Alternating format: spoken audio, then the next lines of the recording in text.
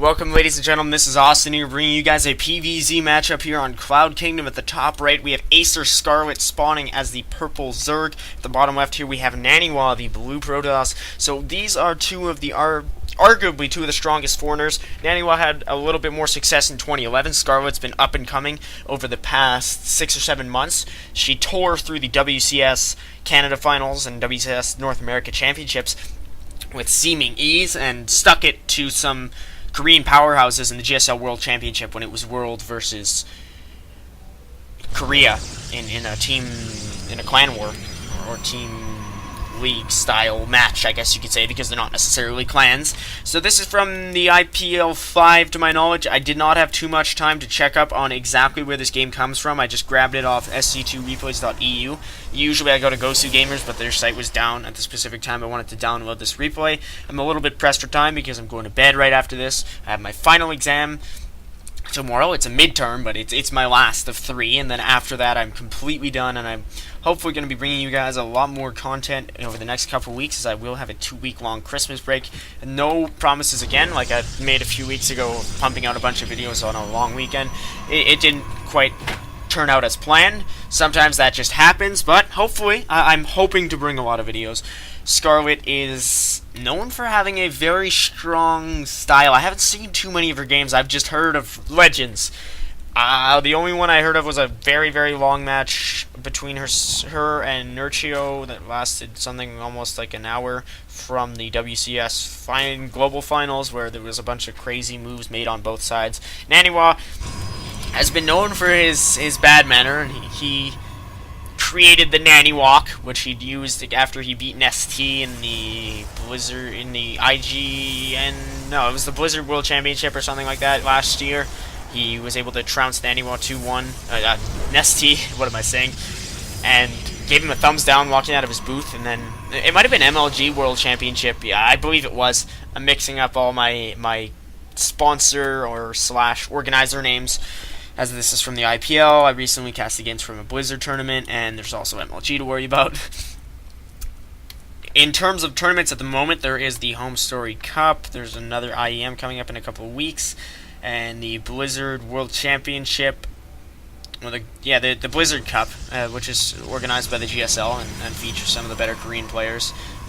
It's the GSL Tour Finals. All different players that won various key events are participating.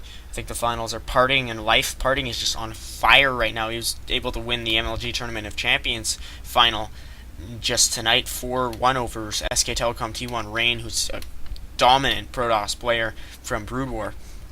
Now transitioned fully to SC2. So Scarlett dancing around 4 wings here outside her opponent's main.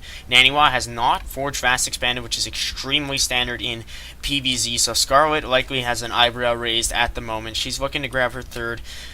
I do hypothesize, I thought this was a drone over here going to build the third base, but it was rather an overlord. She's now going to focus down this probe with her queen. How much we'll be able to see. Just this hatchery tech in the spawning pool, perhaps, should be all that the probe needs to scout in order for Naniwa to have full knowledge of what his opponent's up to. He is now going for a delayed expansion, so I guess not too unorthodox. He's just changing up his build opener, fearing some possible aggression from Scarlett. Naniwa's under sole sponsorship by Myonix. I'm not sure if he's looking to join a team or not, but he's been off one ever since he left Quantic a few months ago, which recently disbanded, by the way, just in other news. If you guys don't read Liquipedia, I'm a huge fan. I read all sorts of news articles on there. C is recently retired, e.g. picking up Jadong and Revival. But anyways, we'll get back into our game. Scarlett going for her speed. Again, a little bit delayed. It seems like both these players are just fearing aggression from one another. That was a very dramatic breathe-in. I was just like, it was completely unintentional. This is what happens when you study for exams so intensely. You hear that voice crack just there? Even then, all the stress is starting to get to me, even in my commentating. Naniwa going for a Warp Prism, and suddenly I am getting very excited for this next few minutes of this game, because Warp Prism play with a lot of sentries in PvZ can be so dangerous, and Naniwa is thinking along the same lines as me, as he has 3 sentries now, with this one just popping out. His Warp Gate tech just now finishing, and a War Prism on its way out. Actually, it is now out. So if he picks up these 3 sentries and just heads in for some major aggression, or if he just doesn't pick up anything and reveals the War Prism to Scarlett, that'll work as well, because these Lings are following this War Prism. So I don't know if Naniwa just blindly issued the move command, but that is not so intelligent, because Scarlett, as a very aware player, is going to know about this, and might even just be able to deny it entirely with her queens, or just force it back. Naniwa definitely needs to be a little bit more conscious with how he controls his units. Scarlett, in the meantime, getting her Roach Warren and Evolution Chamber in her main base. This queen's so very slow off creep, so Naniwa will have to see if he's able to get in the main base and force field it off. Even then, there were so many Lings on the field chasing this Warp Prism around that no Warp Ends will really be possible. Naniwa going for a very fast Robotics Bay and chronoing out an Immortal here. He's expecting heavy Roach play. I think he might have scouted it. Maybe he was looking to scout with this Warp Prism. He was able to see the Evo Chamber, but not quite the Roach Warren. Excuse me for that little mini burp there. Scarlett getting 10 drones at a time, which is crazy economical. She just now has 51 total harvesters. Janani was 37, at least at the time. He's getting 2 more at a time. Robotics Bay close to completion, and Scarlett is opting for her Lair Tech. It is about halfway there. Too bad she can't chrono it, right? Another Immortal on the way here from Naniwa. He will likely get a ton of Colossi as soon as this Robotics Bay does finish. We'll have to see if he adds on a second Robo. You see a lot of Protoss players off 2 base going double Robo and just chronoing out Colossi, getting a very high count before their opponent's able to mass up some Corruptors. But Scarlett will have her Lair Tech. She can get some Infestors and then transition into late game Broodlords perhaps. Spire is always an option after you get your Lair. We will have to see whether or not she decides to do so. We'll have to check her scouting right now. She knows about the gate, the cybernetics core, nothing about the Robo or Robo Bay, but that will likely come quite soon as she's morphing in an Overseer, so it should not take very long for her to realize that her opponent is opting for this awesome Tier 3 Protoss ground unit. I would call it a Tier 3 unit. I don't know about you guys. I know the Mothership Carrier are Tier 3. I would say the Colossus is. It's just most often rushed in all Protoss mashups. You'll see Colossus-based play in the vast majority of them. It's such a fragile unit, though. Only 350 health. The Immortal itself has only 50 less. It just seems it's so fragile. I mean, it can't take too many hits. It's not a tanky unit like an Ultralisk or a high damage dealing unit like a Siege Tank. It's just so strong AoE if it's allowed to get off too many shots in an elongated battle. Naniwa warping in some Stalkers from this Warp Prism. He just has a bunch of Sentries, 1 Colossus, and 2 Immortals. This is where a Protoss player wins or loses the game with control alone. If he slips up in his force field micro even once, that could cost him this entire game, as Scarlett just has the numbers on her side. We will have to see how it goes down. Naniwa force fielding, but it's subpar. Scarlett getting a very good engagement position here, able to focus down a lot of these Immortals, but they're hardened shields, and Naniwa's great Warp Prism micro is saving them for the time being. It looks like Scarlett is closing in, however, these sentries do not have unlimited force fields. They are running out. Naniwa can micro as much as he wants, but he can also force field off the ramp and kill off the units on this lower half near the 4th base location. Will Naniwa be able to pull out in time? It looks like he won't have to. What godlike micro here from Naniwa. I was ready to call it for Scarlett on so many occasions there. It looks like that will happen anyway, and Naniwa will be far behind in this game, but I have to give it to him. That was rather impressive micro. He does lose the War Prism and only gets away with a weakened Colossus that Scarlett might be able to snipe. Naniwa for the time being is just going to corner it here. It may get killed off here. It looks like it will, but well done there from Naniwa. That was a fairly nice engage. He is now very far down in supply. That Colossus is just going to rupture right on the edges of this Cloud Kingdom. It's not looking good right now for our blue BM Protoss player. At least he's not as BM as he used to be. It seems as though he's kind of increased his professionalism, which is likely why he's received sole sponsorship. But good for Naniwa. I mean, he's a talented player. I think if he can really crank out the hours, he'll be a top warner. It seems to me as though Scarlett has put in no shortage of hours herself, or perhaps she just has such raw, pure, somewhat realized potential. She is dropping creep at her opponent's third. So Naniwa, his game really relied on a Korean-style Sentry Immortal all-in. with a Colossus kind of mixed in there. So it wasn't really a Korean-style Sentry Immortal all-in with parting Soul, Wan, where he just gets mass Immortal Sentry, pushes out, destroys Zerg after Zerg.